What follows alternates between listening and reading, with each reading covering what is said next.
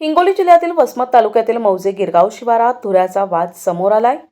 गिरगाव देळूप रस्त्यालगत असलेल्या गट क्रमांक 593च्या बांधावरून जाणारा धुरा मोकळा करून देण्याच्या मागणीसाठी आज शेतकऱ्यांनी उपविभागीय अधिकारी कार्यालयावर धडक दिली।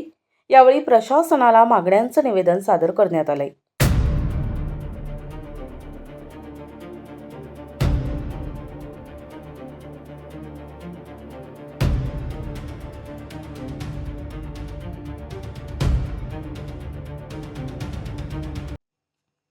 गिरगाव येथील शेतकऱ्यांनी दिलेल्या निवेदनानुसार गिरगाव देळूप रस्त्याला लागून असलेल्या गट क्रमांक 593च्या धुऱ्यावरून वाहतुकीचा आणि वहिवाटीचा प्रश्न निर्माण झालाय।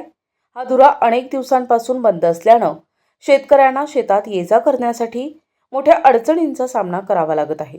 हा रस्ता कायदेशीररित्या मोकळा करून मिळावा यासाठी सर्व अर्जदार शेतकऱ्यांनी आज उपविभागीय अधिकारी कार्यालयात धाव घेतली।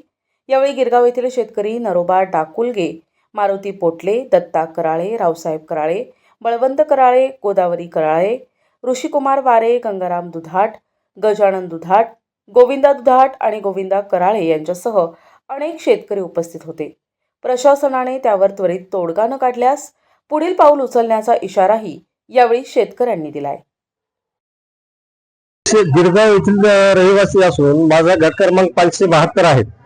सर, माझी आज 1.5 एकर हळद होती, ती पूर्ण मातीत गेली। माझ्या हळदीला आज खत टाकलं सुद्धा नाही, कारण पावसाळ्यात मला तिकडे जाताच येत नाही आणि आता काही उपयोग नाही। त्या शेतकऱ्यासोबत माझं भांडण झाल्यामुळे, आमचा हक्काचा रस्ता असून आम्हाला न जाऊ दिल्यामुळे माझी आज 1.5 एकर हळद अशी नासून गेली।